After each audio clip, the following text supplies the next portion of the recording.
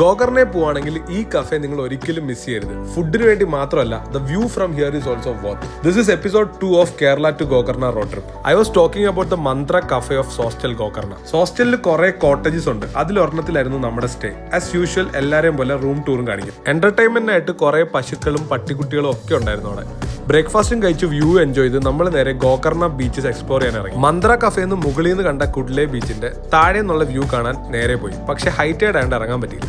ക്ലിഫിന്റെ മുകളിൽ നിന്നുള്ള വ്യൂ തന്നെയാണ് ആക്ച്വലി നല്ലത്. Next destination is Om beach. Om ബീച്ചിലേക്ക് പോകുന്ന വഴിക്ക് ഒരു ഫ്രിഡ്ജ് മാഗ്നറ്റും വാങ്ങി അവിടുത്തെ തന്നെ ഹൈബ്ഡ് കഫേ ആയ നമസ്തേ കഫേയിൽ കയറി. ഓം ബീച്ചിന്റെ സൈഡിൽ തന്നെയാണ്. We ordered a soup and chicken steak. Food was okay. Until evening നമ്മൾ അവിടെ സ്പെൻഡ് ചെയ്തിട്ട് നേരെ നമ്മുടെ നെക്സ്റ്റ് സ്റ്റേയിലേക്ക് പോയി.